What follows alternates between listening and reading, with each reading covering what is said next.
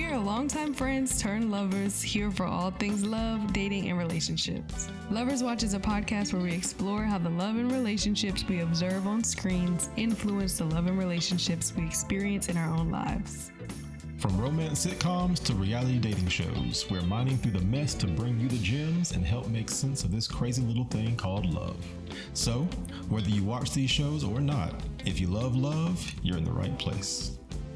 Hello and welcome to Lovers Watch. Hi, I'm your host Sam, and beside me is my big booty Judy.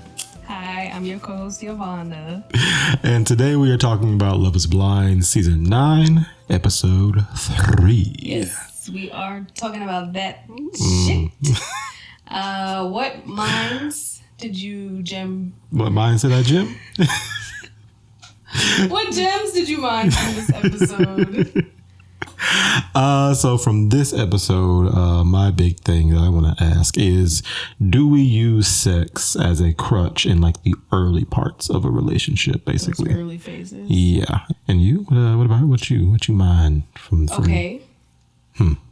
When you see early on, when you peep early on, that someone isn't matching your effort. Okay. When you first start dating or at the very beginning of a relationship, is it time to hit the road? Do you call it early? Is that a conversation? Okay. How do you navigate the imbalance in effort and investment in a relationship at the beginning? Oh, okay. Yeah. We'll see. That's what I want to talk about.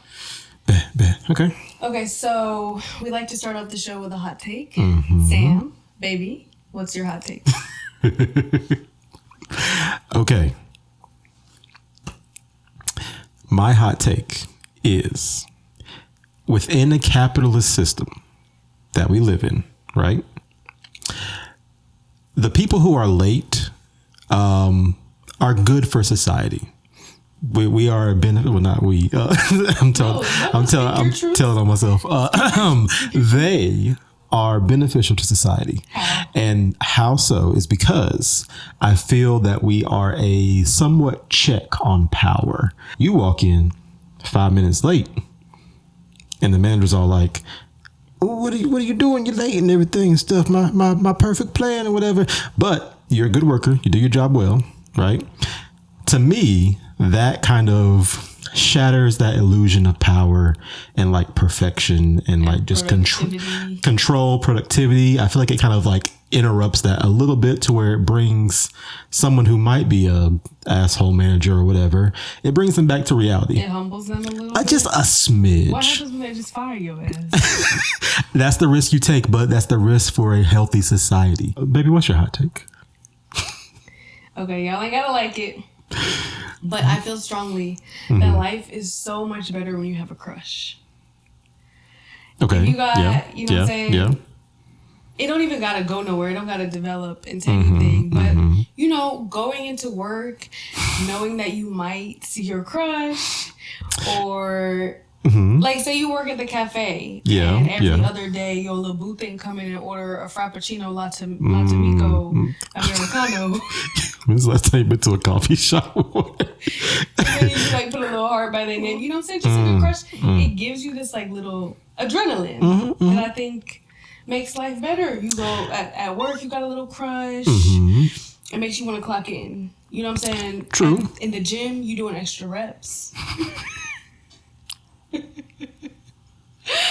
In the gym, a little schoolboy crush makes the schoolhouse rock. Hey, see, get it? Okay, shall we get into the little appetizer? No. Yes, let's get into it. All right. What you thinking? What you got? So for this episode, of course, we come into the episode learning that our good friend Anna has left. She bounced. And to me, I was like, damn, I feel like her brain broke. Because she was like... she was like crying and stuff at the I think before we ended up leaving her. But yeah, it's like her brain broke because she just became so aware of how like just like discriminatory she had been for probably the better part of her life. It's just, yeah. But anyway, but on the flip side, Patrick, when he found out that she did leave, he's in the pods lying, talking about, yeah, you know, it just wasn't gonna work out. We're just too similar, honestly. And like it wasn't gonna work. Exactly. I mean, I wasn't devastated at all when she left. No. I'm cool. I'm cool, bro. Yeah. Anna left. She left them hoes on red. Just gone. And it's crazy because she like disturbed the equilibrium of two men. She had two men spiraling. Yeah. Patrick out here lying, making up all other truths, and then Blake left. Niggas is dropping like flies. You think he left because of her? He says, I mean, Blake is, you know, a real human man, and he's like, hell no, this is what I need more time. I need more time. But he also seemed to be really impacted by her leaving. I could see both happening. I could see him realizing that, like, wait a second, I'm grown. I'm like somewhat normal, semi-attractive and everything. Not semi. He's an attractive guy. Yeah. I can get hoes out in these streets. What I want to show for? I would lose my mind if I ever heard the word hoes come out of Blake's mouth. Yeah, he basically left because he realized like this shit is crazy. This whole process is crazy, or because he heard Anna left and he was like, hell no, I'm out. Because if you think I'm gonna end up with Sparkle Megan, you got me fucked up. And then we see the reveal of Joe and Madison. Yeah. And the reaction. He's not into her. He did not seem, he made it seem like, oh, I'm just frazzled. Like oh man, just seeing someone for the first time. It's just so much. He said, you're not what I expected. She's not what I expected. You're not what I expected. He's multiple times. He said, now when I see Madison, it's connected to that's right. It's connected to that. I mean her. I mean, that person. I'm at a loss for words. So I'm just so frazzled. He was not feeling it, bro. And like, she was picking up on something. Yeah, of course. Yeah. She said, I don't know. She like asked him something like, oh, is this like, it's not what you expected, but what you think? And he's like, yeah, you're, wow. Whoa. He said, you're tall. I like that. Which is like when you call a baby unique, when somebody asks you, "Oh, is my baby so precious?" If you call somebody's baby unique, you gotta fight them. You gotta fight. You really. I'm saying, if you gotta ask a man if he's attracted to you, he don't like you. He was trying to find one positive, neutral thing. He says, "Wow, your dress is really red." Oh wow, you have breasts. Wow, and eyes. Voluptuous, yeah. Madison is in denial. Yeah, a little bit. She knows something's up. But she's like, is he nervous? He better get over that. And it's like, girl, he's not nervous. He's not nervous. He's not feeling you. That's what happened. I wonder why, because like from my opinion, she's not one of the like worst looking girls that came out. She's a perfectly fine white woman. Yeah, very, very average white woman. Might be sizist. Sizist. He saw somebody over 130 and was like, I don't know. Yeah. I don't know, dog. Okay, question for you. Yeah. Or would you rather from hell? Okay. Would you rather someone see you at the reveal and a mean pivot, say, ooh, just never mind. Okay. Tell the producers, close them doors. Close them. Hey, can we cut? I can tell you right now, love is not blind. Or would you prefer for someone to know from the moment that they lay eyes on you that it's not going to work because they're not attracted to you, but they take you through this ride and you are in love?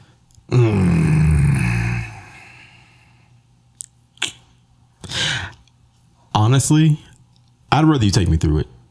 I'd rather you take me through it. That way I can at least lie to myself and say, hey man, it didn't work out because we just have different ideas. We don't like sleeping in the same bed together and shit like that. If so, watch this shit back, you're gonna see it. I'll see it after I go through America. That's crazy. I would rather America look at me, fall in love with someone and be like, oh damn man, he just didn't know. On the flip side, if someone looks you in your face, sees you from across a room and does a 180, how do you come back from that? It's gonna hurt your pride. How do you come back from that though? It's gonna hurt your pride, right? But then you just flip it on them. You do some PR. Yeah, man, they were really mean to me, and everyone's like, "Nigga, you got left." Okay, no. What I'm saying is, for me, I would rather them look at me and be like, nah, that ain't it. That's not for me. One, because I know I'm fine. I might not be your type of fine, but I know I'm fine. Sure. And if you ain't like it, that's okay. It's other people that love it. I love it. There's other people that love it. You telling me. But, no. But what you're not about to do is have me looking like Boo Boo the Fool for the whole season, in love with your ass, knowing good and damn well that you don't love me back because you really are repulsed by me. No. But at that, there's a chance they might change their mind. They might be like, wow, you're actually really funny or whatever. So, you know, I don't know. I'm just saying, I don't know how it would come back from that personally if someone took one look at me. Because like in the real world, that's all you have with like most people. Before you talk to them, they see you. Right. And they have to decide, hey, are you worth talking to based on your looks? Right. You've already developed an emotional connection with this person. You probably said that I love they you. They probably said I love you. And now they're looking at you like, oh. Now you said you look at me after us spending weeks in a pod talking, being like, man, you're my soulmate. And then you see me and be like, fuck all that. No. I mean, you love blind. The answer is no. The answer is no, but you ain't have to tell me like that. So also, I think this was Nick, where it's just like, you can just tell, how do I say this? You can just tell that they spend their time online just like absorbing slang and just like regurgitating it in the most like awkward ways. But at the same time, it's just like, you have your own stuff. Yeah. Like, you ain't got to call me, hey, boo. You ain't got to say all that. You just be like, howdy, friend. What's like, up there, pal? You're on thin ice, buddy. Like, just get back to your roots. You ain't gotta start picking up being like, hey man, low key, this raisin's pretty good. No, just there was a lot of boo and boo thang and ooh, yes, child. Yeah, like, stop. Just stop, please. This is a public service announcement. Ugh, just call her sweetie pie and move on. Hello, my honey. Hello, my darling. Okay, so of the white women, okay, I am starting to grow on Casey. I like her the most. She seems earnest. She seems very sweet. Yeah, I think that's a good way to put it. Earnest. That's what. Yeah. Yeah, she seems like the kind of white lady I'd be friends with at work. Like, I'd look forward to my shift with her. We probably wouldn't take it outside the workplace, but like, she would get comfortable and start being weird and like bring you a little latte, be like, hey, I know you really like matcha. I know you really like that. Yeah, she would do like quirky little things. She just seems, I don't know. I've grown. She's grown on me for sure. Until you find out her brother only dates Asian women, and then you'll be a little. Well, she's not a reflection of her brother. Yeah, you're right. That's right. She's her own person. She's a reflection of her cute little blonde white sister. Which is in Korea, just being white and blonde. Yeah. Okay, let's talk about it. Let's get into it. Let's do it. What do you need to talk about from this episode? Yeah, Nick is a perfect example of someone who just like brings up this happens a lot. Sometimes we see in seasons where people like constantly talk about sex, which like completely fine to like bring it up and like kind of talk about it somewhat. But when every other sentence is like a non-funny joke about how like, you're in the pods together. Like, why are you talking about how much you want to like grab my hair or like it's just really off-putting how much he just brings it up in a situation where it's not warranted to me. And it's weirder to me because like I look at him and I'm just like, I know you don't fuck. I know you ain't out here tearing it up. I know you're not. So it just feels really like just like repressed, pent up, just like, yeah, very performative. Like a horny little boy. He reminds me of like when I look at him, I see a 14-year-old like forced into like a grown man, a grown man's body basically. And it's just really weird to me. He feels like the plot of a movie of like a prepubescent boy wakes up in the body of a 13 going on 30, but the 30-year-old is a youth pastor. And also underdeveloped.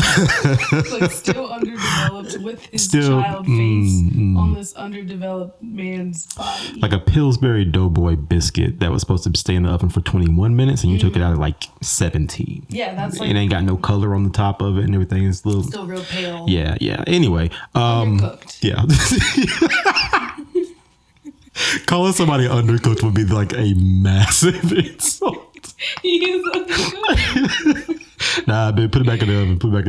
Anyway. Yeah, I mean, that makes me think of like when is the right time to start talking about sex? When you first start dating, talking about STI testing and libidos, maybe your kinks, fetishes, like desired frequency. What's your idea? Like if you're talking to somebody, let's say the situation. Let's say y'all met at a bookstore or a coffee shop and everything. Like the bookstore.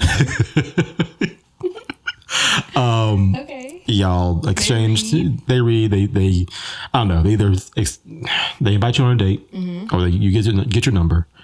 And how long after like an initial contact, and y'all start talking, here and there? How soon? I wouldn't feel comfortable talking about sex until maybe the third date. Like we can flirt. I want to flirt. Okay. I want there to be chemistry. But if they started talking about sex too soon, I would assume that that's all they wanted. Okay. That it wasn't serious. Yeah. And that was their main focus. So for me, the sooner you jump into sex, the less serious your interest is. That's fair. I mean, I don't know if that's a hard and fast rule, but at the same time, I say 9 times, maybe not 9 times, like 7 times out of 10. If someone brings something up way too fast, it's like, oh, that's what's really at the forefront of your mind. That's what's on your mind. That's what you're here for. Yeah. I think there is a need to discuss these things. And ideally, it would be before you get into the bedroom. You don't have to go in depth and say everything that you like and you prefer, like leave something to be discovered.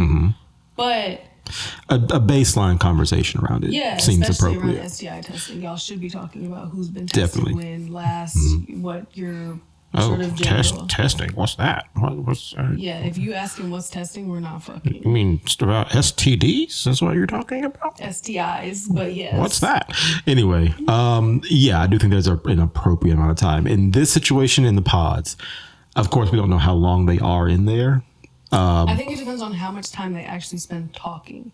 If their dates are 4 or 5 hours long and they're just talking, then maybe on day 4, like you can start to have these conversations. Because it is important that you have an idea of what sexual compatibility there is with this person that you can't even see. But then at that point, I think it's like, what is the context of it? Like if you're just talking about it, or if you're like Nick and like everything you say is a joke about it. It's just off-putting. First of all, that's not sexy. No, I mean, what's her face is laughing at it. I don't know if that's her giving pity laughs or she's just... She wants to be married so bad. She does. She has probably been laughing at men's poorly written jokes, poorly orchestrated jokes for her whole life. We see both Casey and Annie leaning heavily on sex appeal, their ability to please a man. My thing is like, why are you selling sex in an experiment that's based on emotional connection? Like, what do you feel that you don't have to offer, that you have to focus so much, so heavily on that, so heavily on sex? On like sex appeal. There is a difference between the way that we see Casey and Annie do it. Annie seems to be like playing back with somewhat Nick, like it's like banter a little bit. With banter, it's like they have shit banter, and that's like all that they can do. Whereas Casey like be pulling them guns out, talking about her all the things she wants to do to Patrick, and she's gonna put her mouth all over him and this and that. It's crazy. She had me clutching my pearls. Like, I am by no means nowhere near approved, but I was literally cringing like, girl, what is happening? Why are you doing all of this? It's very confusing to me how you have a experiment that is based on social and not social, but like just like open communication. You're not seeing each other. Like, sex plays a part, but you're not looking at each other. You can't like convince someone of how sexy you are through a wall. So it's like, what's the point, And you're also going to have 4 weeks to build the sexual connection. Not to say by any means that's a reasonable amount of time or enough in a normal situation, but you will have time to build that.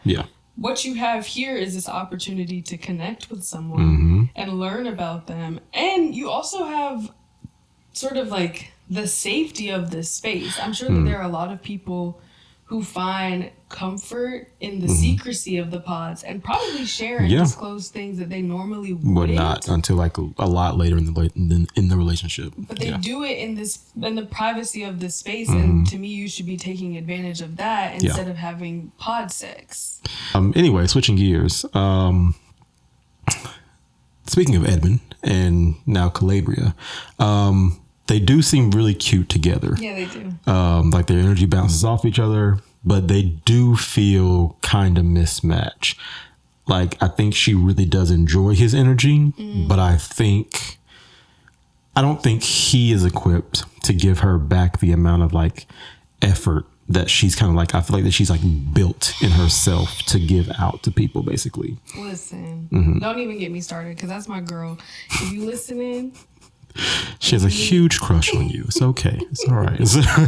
No, but she be asking them questions. She be like, you know, you got me when I need to let my guard down. Will you be there? Like, what are you looking for in a wife? She's really invested in this process, it seems, and like, oh my God, she made me cry, bro.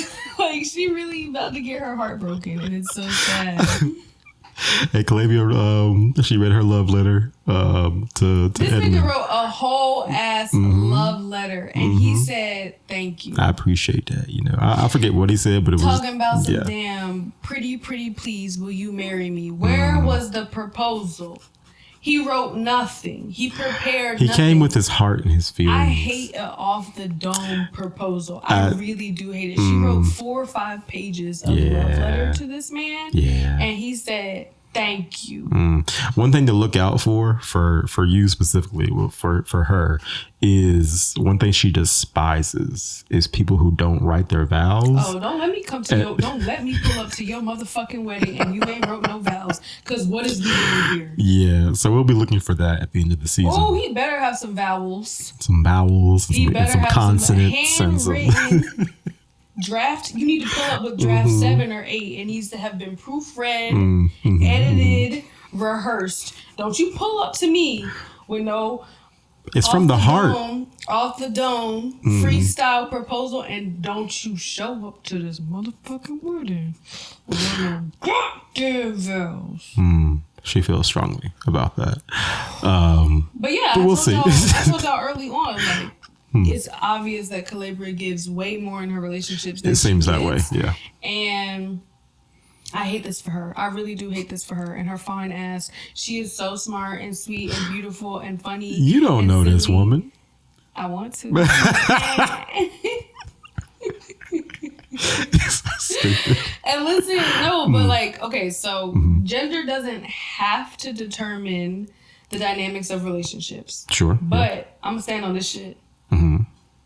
In a cis hetero relationship, if a man is not going above and beyond to win your heart, or at the very least matching your effort, it's a hell no. It's a hard no. If I'm writing poems and you send in what you doing text, it's a no. I mean, that's a very drastic example, but I mean, it can take many shapes. Yeah. But if a man is not coming to you correct, if this man came on the show with the intention of getting married, fell in love with you, but has written nothing for a proposal? Because I feel like most of the time we see someone does put in some effort to say, hey, you really mean a lot to me. And I mean, there's times where we see both of them just, you know, off the dome, just say, hey, will you marry me? Bro, niggas have written horrible songs. True. Done poems. Very true. Had gifts in the room. Had flowers put out everywhere. You know what this man did? He showed up. He did show up. And listened to her read a letter. He did show up. And then said, pretty please, will you marry me? Absolutely not. We not finna start no marriage with your low effort ass talking about pretty please. I mean, you're not wrong. I feel strongly about that, especially if I'm out here dating a man. If I'm dating a man, you need to show up and you need to do a lot more than that. If you are with a woman who you feel like she isn't matching your effort, at all to any extent, would you continue to see her? For me specifically, I feel that like, there might be a little bit more leeway I can give to say like, hey, this is what I want to do. You don't have to do what I want to do in terms of, how you show up basically. But there is a level where it's, if you're putting in a lot of effort, if you're planning everything, if you are initiating all the conversations, if you are sharing the most about who you are, what you want, like, after a while it becomes like, do you even want to be here if you're not, and I do leave some space and some grace for people to come into a relationship showing up differently, and like coming in a relationship and like not to an extent knowing the best way to show up for a partner. Like learning and improving and growing within the relationship. Yeah, but after a while it is kind of like a monkey see, monkey do. Like you see me doing these things. Figure it out. You can kind of take some context clues and say, it's this might initiative. be. Maybe you don't do everything that I do, but I need to know that you care, and I need to know that you're invested. And the way that I know that is expressed through the effort that you're putting in. Yeah. And for me, the answer to Edmund's pretty please would have been a fucking no. Matter of fact, I would have just left the room. He would have been, hello, Calibria, hello. And then I would have left the show. And then the producers would have come to Edmund. Yo, YoVanna, what's going on? Just so you know, Calibria decided to leave you because you're a punk ass bitch. And you didn't write no motherfucking vows. You didn't propose to her properly, and you'll never find love. Wow. That's how I would have done his ass, because you won't propose to me properly. But what if he didn't? What if he didn't know he was proposing that day? What if he just walked in and was like, "We about to have a good date. I'm about to make out with the wall this time, not the floor." Come back when you're prepared. Tell her that you were so moved by everything that she shared, and that you can't wait to like get to spend more time with her and get to know her, and then you come back the next day with a well-written proposal. That's it. There's no excuse. MLA format, something. Yeah. You're not wrong. Single space. You're not wrong. It's a good point to say, hey, like if I showed up this way, you don't know me, I don't know you. I've put in this effort to say you mean a lot to me, and all you say is, can you pretty like he could have at least tried some stuff off the dome.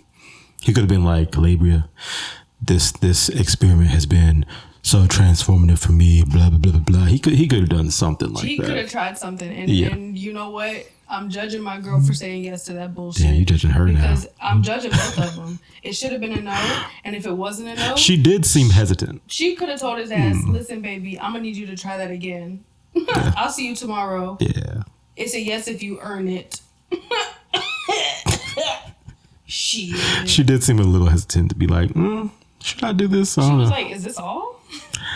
Yeah. Ugh. Yeah. It was rough. It was rough. It was not what I wanted to see. Hopefully there are better, we get more in the future. But I don't know. We'll see. Listen. Join us next time for more messy looks into dating, love, and relationships. Let's see what this proposal's looking like. Yep. Will Calabria still love Edmund's ass when she see how goofy he is? Will we finally be released from pod purgatory? I need us to get up out the pods. I can't watch this no more. This is the longest we have ever been in the pods. Excruciating. And there's times I want more of the pods, but like we're really far in. It's too much pods. It's too much. Any chance that we'll be lucky enough to see Megan go the hell home? So we don't tired. have to watch another episode so tired of her dry ass. We'll see. Remember, we're here for the drama, here for the mess. But it's all love. It's all love. Please like and subscribe. If you like this show and you listen to it on a podcast platform, please give us a rating and a stellar review on Apple Podcasts or Spotify. Again, we're in our little baby stages. So every view, like, comment, it really helps us bring you guys some more stuff, some more awesome content. We'd love to hear from y'all. If you have any of your dating experiences you want to share or questions that you want to ask us, please give us an email at loverswatchpodcast@gmail.com. Yes. See y'all next time. Bye, y'all. Bye.